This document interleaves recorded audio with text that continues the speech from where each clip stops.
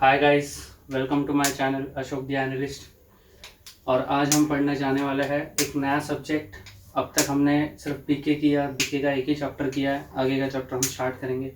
आज हम नया सब्जेक्ट करने जा रहे हैं जिसका नाम है इकोनॉमिक्स। काफ़ी लोगों को ये सब्जेक्ट काफ़ी डिफ़िकल्ट लगता है, थोड़ा समझने में दिक्कत जाता है, लेकिन मैं आपको बता दूं कि ये one of the scoring subject है आपका। Economics is one of the scoring subject. Why? Because it is too simple to understand. If you understand one thing, then all the things are connected.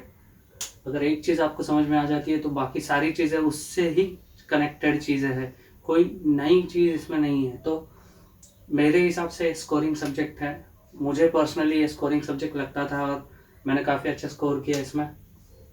तो चलिए start करते हैं। 11th में आपने पढ़ा introduction to economics. Economics क्या होता है? अभी हम पढ़ने जाने वाले हैं two branches of economics. 12th में हमें पढ़ाया गया है टू ब्रांचेस ऑफ इकोनॉमिक्स। कौन सा? वो ब्रांचेस है micro economics and macro economics. क्या नाम है? Micro economics and macro economics. तो सबसे पहले हम ध्यान देते हैं कि ये माइक्रो और मैक्रो ये वर्ड्स आए कहाँ से है? ग्रीक वर्ड मिक्रोज से आया है माइक्रो। क्या है? Greek word mikros, MIKROS, mikros, not मित्रो। Okay, so micro is derived from Greek word mikros and macro is derived from Greek word macros. ठीक है, तो macros macro economics, mikros micro economics, ये ध्यान दीजिए। फिर आगे हम आ जाते हैं कि मीनिंग क्या है। तो अभी हम कौन सा पढ़ने वाले हैं? माइक्रो पढ़ने वाले हैं या मैक्रो पढ़ने वाले हैं, वो ध्यान दीजिए। तो अभी हम पढ़ने वाले हैं माइक्रो इकोनॉमिक्स। क्या पढ़ने वाले हैं हम? 12th में आपका दो सिलेबस है। एक फर्स्ट पार्ट है micro economics and second part है मैक्रो इकोनॉमिक्स। तो मैक्रो इकोनॉमिक्स हम बाद में पढ़ेंगे, उसके पहले हम पढ़ने वाले हैं माइक्रो इकोनॉमिक्स। तो माइक्रो इकोनॉमिक्स जो है वो क्या होता है? माइक्रो का मतलब क्या है? माइक्रो का मतलब अगर आपको पता होगा, माइक्रोस्कोप। माइक्रोस्कोप क्या होता है? एक उपकरण या microscope it's a machine by which we can look into cells. क्या देख सकते हैं हम? बॉडी सेल्स या फिर जो हमारे स्मॉल टिश्यूज है, स्मॉल सेल्स है, तो वो सब हम माइक्रोस्कोप से देख सकते हैं। तो वैसे ही माइक्रो इकोनॉमिक्स है जिससे हम एक छोटी छोटी चीज़ें इकोनॉमिक की, ये जो हमारी इकोनॉमी है पूरी, इकोनॉमी मतलब अर्थव्यवस्था, जो देश की अर्थव्यवस्था या फिर पूरे दुनिया की अर्थव्यवस्था जो है, इकोनॉमी की एक छोटे हिस्से को, मतलब इकोनॉमी के कोई एक सेल को, कोई एक स्मॉल पार्ट को हम देख सकते हैं। ठीक है, तो गाइस हम थे यहाँ पे मीनिंग पे। तो माइक्रो इकोनॉमिक्स क्या है? Study of a small part. Small part मतलब एकदम छोटा हिस्सा, जो इकोनॉमी का एकदम सबसे छोटा हिस्सा। वो क्या हो सकता है? एक इंडिविजुअल हो सकता है। क्या हो सकता है? एक इंडिविजुअल में कौन कौन आता है? इंडिविजुअल्स में हमारे जैसे इंडिविजुअल्स आते हैं, कंज्यूमर्स। हम क्या करते हैं? गुड्स खरीदते हैं। फिर प्रोड्यूसर्स आते हैं जो गुड्स बनाते हैं, जैसे फार्मर आ गया। फिर फैक्ट्रीज आ गई, बिस्किट कंपनीज जो गुड्स बनाती है, जो प्रोड्यूसर है। तो हम इंडिविजुअल का पार्ट बिहेवियर या फिर प्रोड्यूसर का बिहेवियर स्टडी करेंगे। माइक्रो इकोनॉमिक्स में हम लोग क्या करेंगे? We will study a small part like a particular individual and will study his behavior and will study the producer's behavior. ठीक है, तो डेफिनेशन में आ जाता है। What is the definition of microeconomics? Microeconomics is in fact a microscopic study of the economy. किसने लिखा है? Morris डॉब ने। ये डेफिनेशन किसने दिया है? मॉरिस डॉब। तो ध्यान रखिए, सबसे सिंपल, सबसे शॉर्टेस्ट डेफिनेशन है ये, और यही आपको बाहर करनी है। Exactly definition word to word होना चाहिए। डेफिनेशन में एक भी वर्ड इधर से उधर नहीं जाना चाहिए। ये जैसे हम शायरी होती है, शायरी का एक अंदाज होता है, एक वर्डिंग्स होता है, वो परफेक्ट वर्डिंग्स होगी तभी वो शायरी परफेक्ट लगती है। वैसे ही डेफिनेशन हमको चाहिए। Definition should be exact as written in the text book. ठीक है, जैसे टेक्स्ट बुक में लिखा है, जैसे उस डेफिनेशन देने वाले ने बोला है वैसे ही होना चाहिए, एक भी वर्ड इधर उधर नहीं होना चाहिए। तो micro economics is in fact a microscopic study of the economy. क्या बोलता है? Micro economics is in fact a microscopic study of the economy. मतलब माइक्रो इकोनॉमिक्स क्या है? माइक्रो इकोनॉमिक्स ये माइक्रोस्कोपिक स्टडी है। माइक्रोस्कोप में हम लोग कैसे देखते हैं, ऐसे देखते हैं और ऐसे सेल्स देखते हैं, ये स्कूल में अगर आपने किया होगा तो वैसे ही माइक्रो इकोनॉमिक्स एक माइक्रोस्कोपिक स्टडी है। मतलब ऐसा नहीं कि इकोनॉमिक्स की किताब को लेकर हम माइक्रोस्कोप के नीचे जाएंगे, ऐसे नहीं। तो हम क्या करेंगे, सबसे स्मॉलेस्ट यूनिट, जैसे मैं हूं या फिर आप हो, आप मैं कौन हूं, इंडिविजुअल है, हाँ, तो इंडिविजुअल का स्टडी करेंगे। देश को स्टडी नहीं कर रहे हैं, किसको स्टडी कर रहे हैं? इंडिविजुअल को, देश के अंदर के इंडिविजुअल को स्टडी कर रहा है, तो वो है माइक्रो इकोनॉमिक्स। तो ये डेफिनेशन याद रखिए, micro economics is in fact a microscopic study of the economy. किसने दिया है? मॉरिस डॉब। ठीक है, सबसे स्मॉलेस्ट डेफिनेशन है। फिर मैं आपको बता देता हूँ, जो यहाँ पे नहीं लिखा है, कुछ बोर्ड पे नहीं लिखी है कोई चीज़ें, जैसे इकोनॉमिक्स, ये जो माइक्रो और मैक्रो जो है, ये सब कहाँ से आए? तो ये सब चीज़ें जो इकोनॉमिक्स है, ये स्टडी कुछ बंदों ने की थी 17th सेंचुरी, 16th सेंचुरी, या फिर उससे भी पहले काफ़ी। अगर मैं इकोनॉमिक्स का ओरिजिन बताने जाऊँ, अगर इंडियन के बेसिस पे अगर मैं बताने जाऊँ, तो हम जानते हैं जैसे चाणक्य, कौटिल्य, तो ये सब हमारे पुराने इकोनॉमिस्ट थे जो इंडियन ओरिजिन के थे वो। फिर उसके बाद आए क्लासिकल इकोनॉमिस्ट। ठीक है, फिर क्लासिकल इकोनॉमिस्ट जो आए वो कौन से एरा में आए? तो क्लासिकल इकोनॉमिस्ट आए 16th सेंचुरी, 17th सेंचुरी में आए क्लासिकल इकोनॉमिस्ट।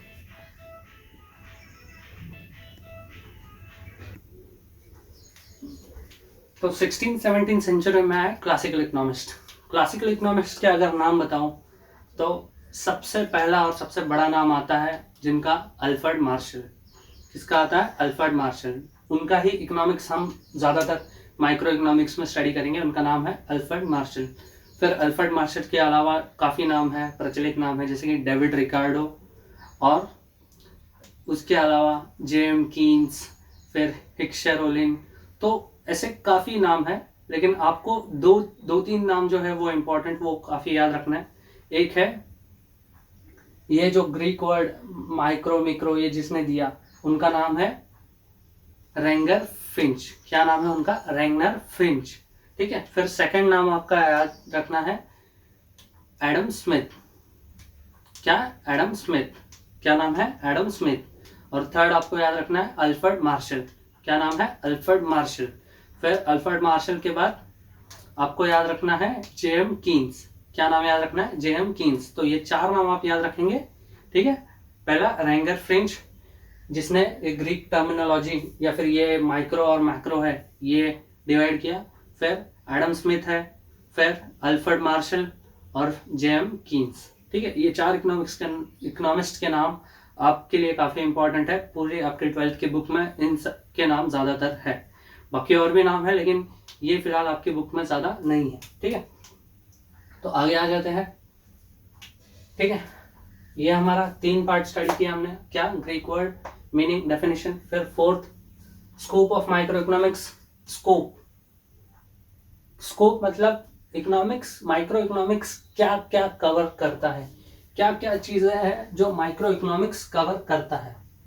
ठीक है, स्कोप ऑफ माइक्रो इकोनॉमिक्स तो 3 चीजें कवर करता है। पहला, theory of pricing, theory of factor pricing, theory of economic welfare. ठीक है, क्या क्या कवर करता है? थ्योरी ऑफ प्राइसिंग मतलब प्राइस डिसाइड करने का है, तो माइक्रो इकोनॉमिक्स हेल्प करेगा। Theory of factor pricing, factor pricing मतलब जो हमारा इकोनॉमी है, इकोनॉमी में प्रोडक्शन के लिए जरूरी होता है फैक्टर ऑफ प्रोडक्शन। क्या जरूरी होता है? Factor of production. क्या जरूरी होता है? फिर से याद रखिए, फैक्टर्स ऑफ प्रोडक्शन। तो what are the factors of production? तो मैं इधर लिख देता हूं, फैक्टर्स ऑफ प्रोडक्शन जो है वो है, पहला है लैंड, दूसरा है लेबर, तीसरा है कैपिटल और फोर्थ है entrepreneur.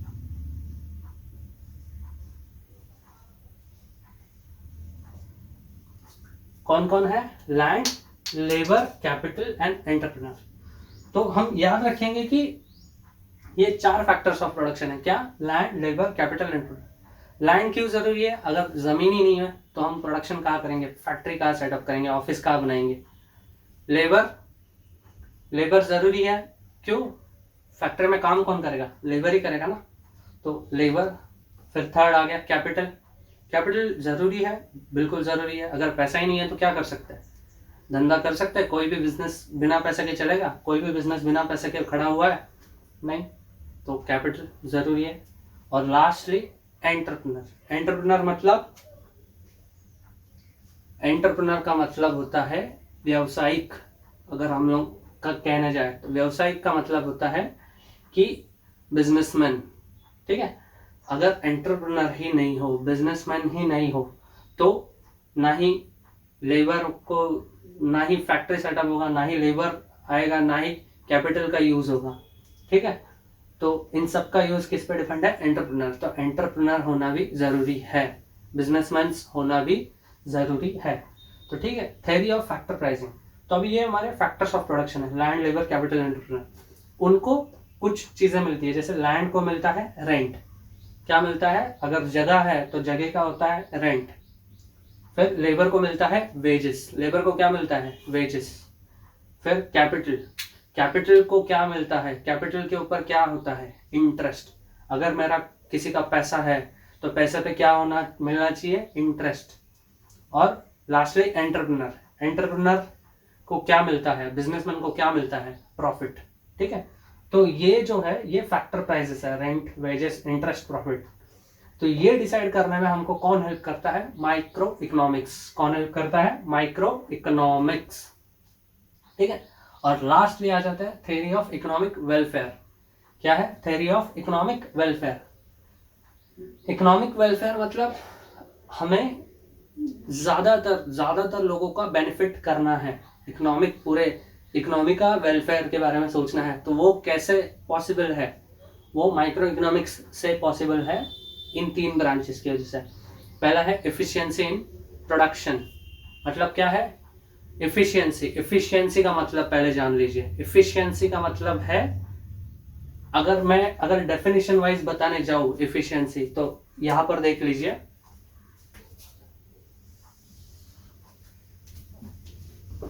efficiency is equal to output divided by input। ठीक है। अगर मैं एग्जैक्ट मीनिंग बताने जाऊं तो यह है एफिशिएंसी का मतलब। क्या है?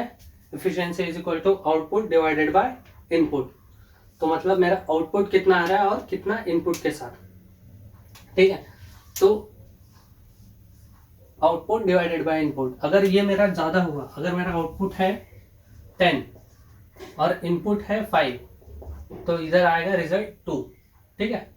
और अगर इधर मेरा 15 है और ये 5, तो इधर मेरा रिजल्ट आया 3।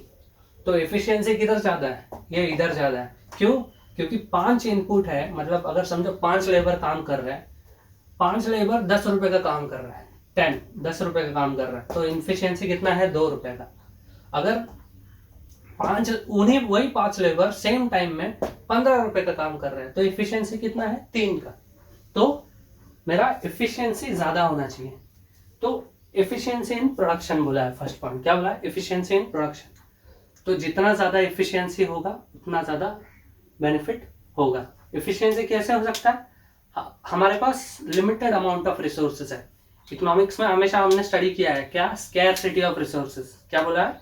Scarcity of resources. तो we have limited number of resources and we will need to use those resources to the optimum level. हमको क्या करना है? उसको ऑप्टिमम यूटिलाइजेशन करना है। किस चीज का? रिसोर्सेज का। क्या करना है? Optimum utilisation, which will be possible, which will result into efficiency in production. अगर हमने ऑप्टिमम यूज किया तो हमको मिलेगा एफिशिएंसी इन प्रोडक्शन। ठीक है, आगे आ जाता है एफिशिएंसी इन कंजम्पशन। ठीक है, एफिशिएंसी इन कंजम्पशन मतलब हम कोई चीज कंज्यूम कर रहे हैं तो उसको टॉप लेवल पे अगर हम कंज्यूम करें, मतलब टॉप लेवल तक हम उसको एक्सट्रैक्ट करें, पूरा टोटल सेटिस्फैक्शन मिलने तक। मतलब अगर मैं कोई चीज खा रहा हूं तो मुझे पूरा टोटल सेटिस्फैक्शन मिले, मेरा 100% सेटिस्फैक्शन हो, तभी मैं उस चीज को अच्छे से कंज्यूम कर रहा हूं। ठीक है, efficiency in consumption, maximum satisfaction. कैसे, अगर एफिशिएंसी इन कंजम्पशन कैसे अचीव होगा? By deriving maximum satisfaction. ठीक है, मैक्सिमम टोटल सेटिस्फैक्शन बोल सकते हैं। फिर overall economic efficiency. Overall economic efficiency का मतलब है कि पूरा देश जो है उसका, पूरे देश का एफिशिएंसी बढ़े। वो कैसे पॉसिबल है? तो अगर मेरा देश है, अगर मेरा देश इस पे ज़्यादा डिपेंडेंट है, जैसे कि अभी मेरे देश में, अपने देश में क्या सबसे ज़्यादा ज़रूरी है लॉकडाउन की स्थिति में? सबसे ज़्यादा ज़रूरी है फूड। क्या ज़रूरी है? फूड, खाना पीना सबसे ज़्यादा ज़रूरी। तो अभी हमारा प्रायोरिटी बनता है कि हम फूड बनाएं। अभी हमारा प्रायोरिटी है क्या कि हम महंगी महंगी चीज़ें बनाएं, महंगी महंगी नहीं, अभी हमारी प्रायोरिटी वो नहीं है। अभी कस्टमर को वो ज़रूरी भी नहीं है। तो the the product which is the thing which is desired by many peoples should be produced. क्या चाहिए? जो लोगों की ज़रूरत है वो हमने बनाना चाहिए। तो what is relevant to the people, what is relevant to the economy, वो प्रोडक्शन करने से हमारा ओवरऑल इकोनॉमिक एफिशिएंसी बढ़ेगा। क्या बढ़ेगा? वो प्रोडक्शन, जो चीज़ ज़रूरी है वो प्रोडक्शन करने से हमारा ओवरऑल इकोनॉमिक एफिशिएंसी बढ़ेगा। ठीक है, तो याद रखिए scope of micro economics, theory of pricing, theory of factor pricing, theory of economic welfare. Theory of pricing में मैंने आपको नहीं बताया, demand analysis and supply analysis. Demand analysis and supply analysis हम लोग आगे डिटेल में पढ़ने वाले हैं, तो इसके ऊपर पूरा चैप्टर ही बेस्ड है, तो ये आपको पता चल जाएगा। ठीक है, फिर आगे फीचर्स ऑफ माइक्रो इकोनॉमिक्स। क्या बोला है? फीचर्स। तो सबसे पहले अगर आपको नहीं पता तो फीचर्स का मतलब जाने। फीचर्स का मतलब हिंदी में विशेषताएं। क्या है? विशेषताएं। और अगर हम लोग मराठी में कहने जाए तो वैशिष्ट। ठीक है, या फिर फीचर्स को दूसरा वर्ड कौन सा है? कैरेक्टरिस्टिक्स। क्या बोलते हैं? कैरेक्टरिस्टिक्स। फीचर्स या फिर कैरेक्टरिस्टिक्स बोलेंगे तो ऑलमोस्ट सेम चीज होता है। ठीक है, तो पहला study of individual unit. Micro economics का फीचर्स क्या है? पहला स्टडी ऑफ इंडिविजुअल यूनिट। क्या करता है? इंडिविजुअल को स्टडी करता है। किसको? छोटा सा पार्ट को। इंडिविजुअल मतलब individual consumer, individual producer. Individual consumer क्यों स्टडी करता है? कंज्यूमर का बिहेवियर देखने के लिए। इंडिविजुअल प्रोड्यूसर को क्यों स्टडी करता है? क्योंकि प्रोड्यूसर का बिहेवियर देखने के लिए। प्रोड्यूसर का बिहेवियर मतलब प्रोड्यूसर क्या बनाना चाहता है, what to produce, when to produce, how to produce, how much to produce, ये प्रोड्यूसर ढूंढेगा। ठीक है, फिर प्राइस थ्योरी। फिर प्राइस थ्योरी मतलब प्राइस डिटरमाइन करने के लिए। अगर हम लोग किसी प्रोडक्ट का हमको प्राइस डिसाइड करना है, जैसे कि समझो ये स्केल है मेरे पास, तो इस स्केल का, या फिर ये ब्लूटूथ हेडसेट है, ये ब्लूटूथ हेडसेट का प्राइस डिटरमाइन करना है, तो ये कैसे डिसाइड होगा? इसके डिमांड और इसके सप्लाई के सोर्सेस पे।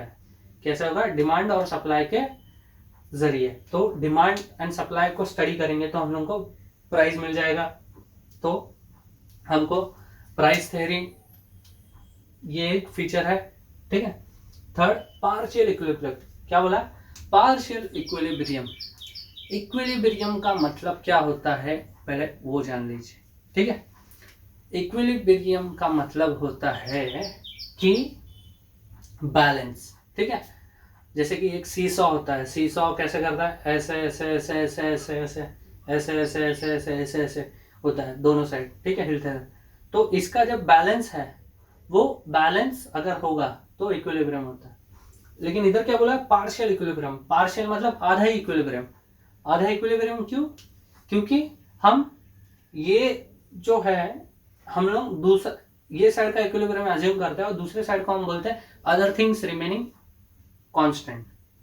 क्या बोलते हैं? Other things remaining constant. अगर आप पूरा माइक्रो इकोनॉमिक स्टडी करेंगे, इसमें अलग अलग लॉज है। Law of demand, law of supply आगे है, हर लॉ में एक ही चीज गई है, एंड में है, उसमें बोलता है अदर थिंग्स बीइंग इक्वल। क्या बोला है? अदर थिंग रिमेनिंग कांस्टेंट या फिर अदर थिंग्स बीइंग इक्वल। तो अदर थिंग बीइंग इक्वल का मतलब क्या होता है कि मैं ये चीज बोल रहा हूँ लेकिन बाकी सब चीजें जैसे कि वैसे रहनी चाहिए। तो वो कंडीशन है, उसको नाम होता है, उसको बोलते हैं सेट्रियस पैरिबिस। क्या बोलते हैं? सेट्रियस पैरिबिस। ठीक है, अदर थिंग्स रिमेनिंग इक्वल, इसी का कहा जाता है, इसी का एक एक्रोनॉम है या फिर इसी को बोला जाता है सेट्रियस पैरिबिस। ठीक है, तो वो क्या है? Partial equilibrium. अगर हम लोग बोल रहे हैं कोई चीज जैसे कि वैसे रहनी चाहिए, तो मतलब ये तो लॉ आधा ही सिद्ध हो रहा है। तो अगर आधा ही सिद्ध हो रहा है तो पार्शियल इक्विलिब्रियम। ठीक है, बेस्ड ऑन सर्टन assumptions। ठीक है, फिर ये क्या है? कोई भी लॉ हो इकोनॉमिक्स में, वो कुछ assumptions पे बेस्ड है। क्या है? कुछ assumptions पे बेस्ड है। assumptions क्या हो सकता है? जैसे कि एक assumption है कि मैं एज ए इंडिविजुअल अगर मैं कोई चीज खरीद रहा हूँ, अगर वो सस्ती है तो मैं ज्यादा खरीदूंगा, अगर वो महंगी है तो मैं कम खरीदूंगा, ये मेरा assumption है। तो ये assumption है।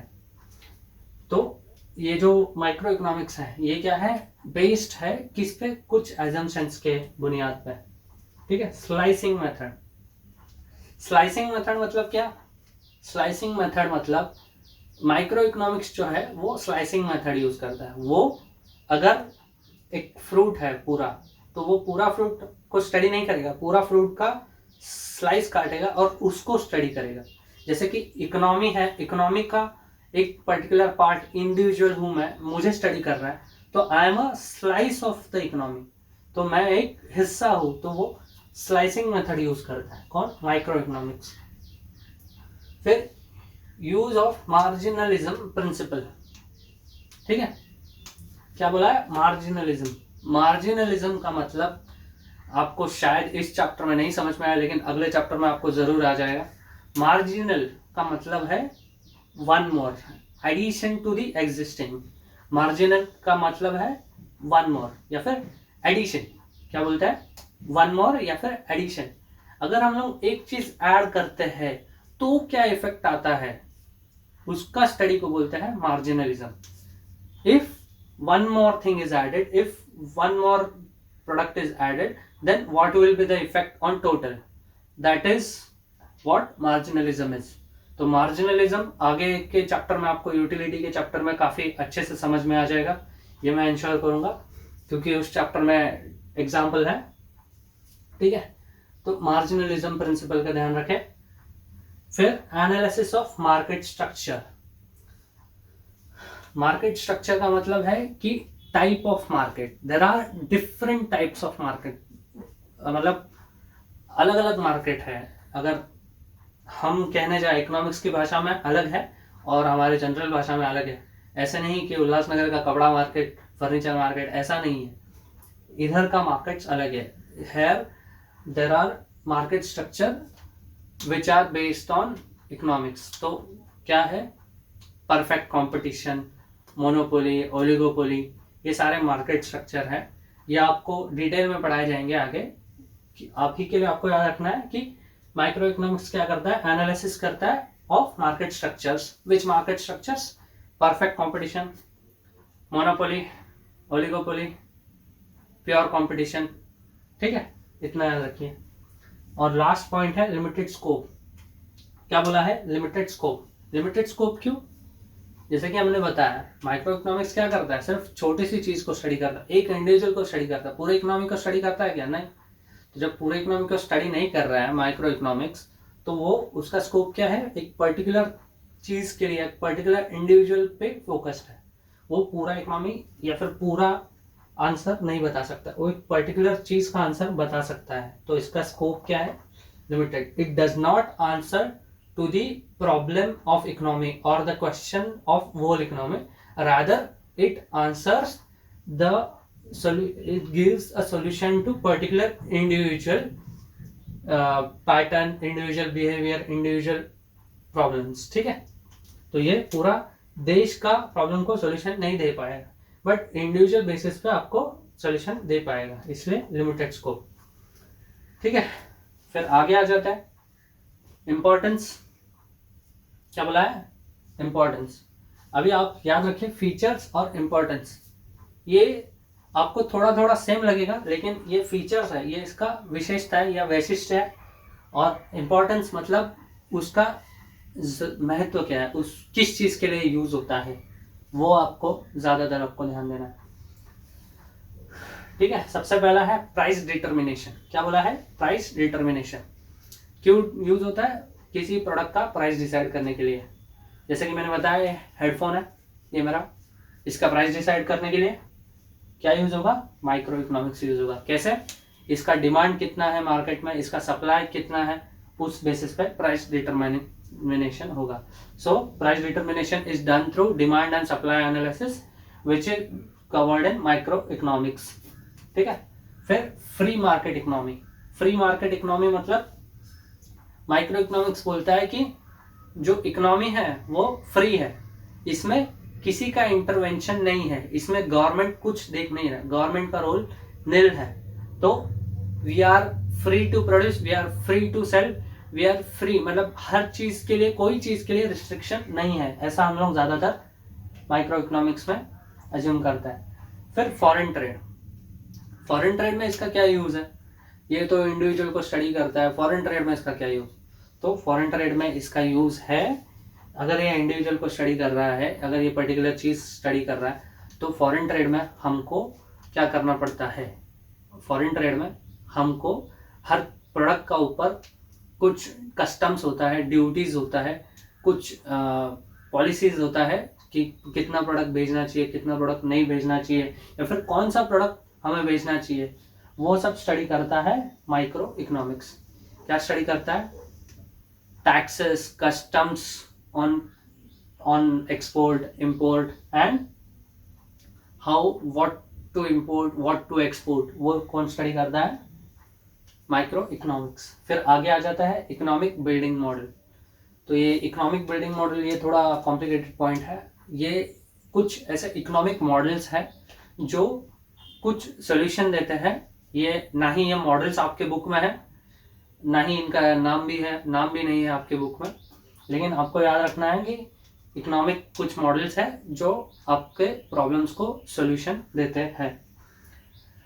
ठीक है, फिर बिजनेस डिसीजंस। जैसा कि मैंने कहा प्रोड्यूसर बिहेवियर, अगर मैं प्रोड्यूसर हूँ तो मैं बिजनेस ओन करता हूँ, तो मैं डिसीजन लेना चाहता हूँ। क्या डिसीजन लेना चाहता हूँ, मैं मेरे प्रोडक्ट का प्राइस सेट करना चाहता हूँ, मैं डिसीजन लेना चाहता हूँ कि कौन सा गुड्स बनाऊँ, what to produce, how to produce, कैसे बनाऊं, हाउ मच टू प्रोड्यूस, कितना बनाऊं, और व्हेन टू प्रोड्यूस, कब बनाऊं। तो what are the W, what याद रखो, what to produce, how to produce, how much to produce, when to produce. क्या है, what to produce, how to produce, how much to produce, when to produce. ठीक है, आगे और भी है, लेकिन ये फिलहाल 4 चीजें याद रखिए बिजनेस डिसीजंस। क्या क्या, what to produce, when to produce, how much to produce and how to produce। ठीक है, फिर उसके आगे यूजफुल टू गवर्नमेंट। गवर्नमेंट को क्या यूज है भाई, इस चीज का गवर्नमेंट को क्या यूज है, तो गवर्नमेंट को बिल्कुल यूज है। गवर्नमेंट को क्या यूज है, गवर्नमेंट अगर इंडिविजुअल लेवल पर इकोनॉमिक स्टडी करेगी तो गवर्नमेंट को इंडिविजुअल का बिहेवियर पता चलेगा, प्रोड्यूसर का बिहेवियर पता चलेगा, फिर गवर्नमेंट उस हिसाब से पॉलिसीज बनाएगी। क्या करेगी, उस हिसाब से पॉलिसीज बनाएगी। किस लिए यूजफुल है, पॉलिसी बनाने के लिए। ठीक है, पॉलिसी मेकिंग। फिर लास्ट पॉइंट है बेसिस ऑफ वेलफेयर इकोनॉमिक्स। ठीक है, बेसिस ऑफ वेलफेयर